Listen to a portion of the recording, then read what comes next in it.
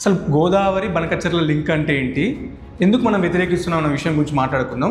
ముందు బనకచెర్ల ఎక్కడ ఉంది, దాని స్థితిగతులు ఏందో తెలుసుకుందాము. ఇది మనకు Srisailam right main canal. Srisailam right main canal నుంచి 16 కిలోమీటర్ దాటిన తర్వాత పోతిరెడ్డిపాడు అనే ఒక హెడ్ రెగ్యులేటర్ వస్తుంది. దీనిలో కుట్ర జరిగింది. ఇక్కడ కనిపిస్తున్నటువంటి ఈ చిన్నదే ఫస్ట్ 11,500 క్యూసెక్ల కోసం కట్టినటువంటి హెడ్ రెగ్యులేటర్ ఇది. తర్వాత దాని వైఎస్ రాజశేఖర రెడ్డి గారు వరద సమయంలో మేము నీళ్లు తరలించుకుపోతామని చెప్పేసి కట్టినటువంటిది ఇది. మొత్తము ఇది కట్టిన తర్వాత ఇది తీసేస్తున్నారు. దీనిలో 4 గేట్లు ఉంటాయి, దీనిలో 10 గేట్లు ఉంటాయి, మొత్తం 14 గేట్లు ఉంటాయి. వాస్తవానికి దీని నుంచి పోవాల్సింది 44,000 క్యూసెక్లు పోవాలా. ఈ కాలువ కనబడుతుందా మీకు? ఇది ఆన్లైన్ కెనాల్గానే ఉంది. జగన్మోహన్ రెడ్డి గారి ప్రభుత్వం ఏం చేసిందంటే దీన్ని లైన్ కెనాల్గా మార్చింది. అంటే మొత్తము దీన్ని 88,000 క్యూసెక్లు ఒక్క రోజులో, అంటే దాదాపు 1 టీఎంసీతో మొదలైనటువంటి పోతిరెడ్డిపాడు హెడ్ రెగ్యులేటరు ఈరోజు 8 టీఎంసీలకు వెళ్ళింది. సరే, ఇది పోతిరెడ్డిపాడు. ఈ పోతిరెడ్డిపాడు హెడ్ రెగ్యులేటర్ నుండి మనం కొంచెం ఇంకొక 20 కిలోమీటర్ల కిందికి వెళ్తే వచ్చేటువంటిదే బనకచెర్ల హెడ్ రెగ్యులేటర్. ఇదే గోదావరి నుంచి చంద్రబాబు నాయుడు గారు 400 కిలోమీటర్ల కాలువ తీసుకొచ్చి వివిధ లిఫ్టుల ద్వారా టనెల్ ద్వారా తీసుకొచ్చి ఈ రెగ్యులేటర్లో పోస్తాడు. ఈ రెగ్యులేటర్లో పోస్తే ఇక్కడ మనకు కనిపించేటువంటి తెలుగు గంగ, చెన్నైకి నీళ్ళు పోయేటువంటి తెలుగు గంగ, ఇక్కడ కనిపించేటువంటి ఎస్కేప్ ఛానల్, కేసీ కెనాల్ కోసం కట్టినటువంటి ఎస్కేప్ ఛానల్, ఇది ఇక్కడ కనిపించేటువంటిది ఎస్ఆర్బీసీ గాలేరు నగర్ సుజాల సమంతి. ఇక్కడ మొత్తం 4 హెడ్ రెగ్యులేటర్స్ ఉంటాయి. దీని నుంచి వాళ్ళ ఆంధ్రప్రదేశ్లో ఉన్నటువంటి నెల్లూరు, చిత్తూరు, కడప వివిధ జిల్లాలకు ఇక్కడ నుంచి నీళ్ళు తీసుకున్నటువంటి అవకాశం ఉన్నటువంటి ప్రాంతం ఈ బనకచెర్ల.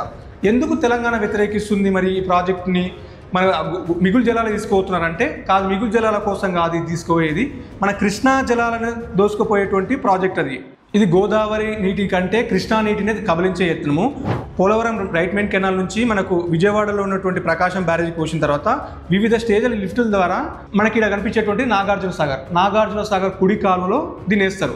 సరే, నాగార్జున కుడి కాలువ నుంచి సాగర్ కుడి కాలువ నుంచి బొల్లపల్లి 150 టీఎంసీల 200 టీఎంసీల వాడు ఎంత పెంచుకుంటారు, దాంతో సమస్య లేదు. కానీ ఇక్కడ ఏదైతే నాగార్జున సాగర్ ఉందో ఈ 1వ కిలోమీటర్ నుంచి 80వ కిలోమీటర్ వరకు సామర్థ్యం పెంచాల్సిన అవసరం ఏముంది? నువ్వు గోదావరి నీళ్ళే తీసుకోబోయేటట్టయితే ఈ 80 కిలోమీటర్ల సామర్థ్యాన్ని పెంచుతాను ఎందుకు చెప్తున్నావు? ఇది కృష్ణా నీటిని మొత్తం దోపిడీ చేసేటువంటిది. ఎలాగైతే మన కింద చూపెట్టినటువంటి పోతిరెడ్డిపాడు సామర్థ్యాన్ని ఎట్లయితే పెంచిండ్రో దీని సామర్థ్యాన్ని పెంచి ఇక్కడ నుంచి నీళ్ళు తీసుకుంటున్నావు తెలియకుండా, సాగర్ నుంచి నీళ్ళు తీసుకుంటున్నావు తెలియకుండా ఒక పెద్ద కుట్ర చేసిండు. ఈ విషయం ప్రజలకు తెలియకుండా ఈ విషయాన్ని ఎక్స్ప్లెయిన్ చేస్తున్నారు ఎక్కడ కూడా, ఎందుకంటే ప్రజలకు అర్థమైపోతుందని. ఇగో ఈ పాయింట్లో చెప్పారు, ఒక 4 కన్క్లూజన్లో 4 పాయింట్లు చెప్పారు. ఏం చేస్తారంటే system duly winding NSP right main canal from 0 to 80 kilometre అని నాగార్జున సాగర్ కెనాల్. ఎందుకు పెంచుతున్నావు?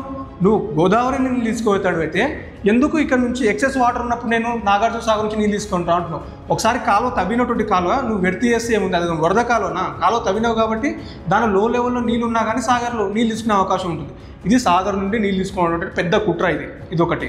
2 రైపేరియన్ రైట్స్ ఏం చేస్తారంటే ఒకసారి ప్రాజెక్ట్ కట్టుకున్న తర్వాత మనకు ఏపీ రీఆర్గనైజ్ ప్రకారం మనం కొత్త ట్రిబ్యునల్ ఏర్పాటు చేయాలని కోరుతారు. ఆల్రెడీ ఆంధ్రప్రదేశ్ ప్రభుత్వము యూనియన్ ప్రభుత్వాన్ని అడిగింది మాకు గోదావరిపై ట్రిబ్యునల్ ఏర్పాటు చేయమని చెప్పి. ఈ ప్రాజెక్ట్ కట్టిన తర్వాత నేను 80,000 ఖర్చు పెట్టా, నాకు నీటి కేటాయింపులు చేయమంటావు, అప్పుడు నా తెలంగాణలో ఉన్నటువంటి వాటా దెబ్బతినే అవకాశం ఉంటుంది. సో మేము దీన్ని పూర్తిగా వ్యతిరేకిస్తున్నాం. కేసీఆర్ గారు రాయలసీమకు నీళ్ళు ఇస్తున్నమాట నిజమే, కానీ ఎలా చెప్పారంటే పోలవరం కుడికాల నుంచి ప్రకాశం బ్యారేజ్కి నీళ్ళు తీసుకొచ్చిన తర్వాత ప్రకాశం బ్యారేజ్ ఎగువన ఒక ఆక్వాడక్ట్ వైకుంఠాపురం దగ్గర ఒక 10 టీఎంసీలతో ఒక బరాజ్ నిర్మాణం చేపట్టి అక్కడి నుంచి టనెల్ వయా కాలువ ద్వారా మన పులిచింతలకు పోస్తాడు. పులిచింతలు పోసిన తర్వాత నాగార్జున సాగర్ యొక్క టేల్ పాండ్లో నీళ్ళు పోసిన తర్వాత అక్కడి నుంచి సాగర్ తరలిస్తాడు. సాగర్ తరలించిన తర్వాత శ్రీశైలం తరలిస్తారు నీళ్ళు.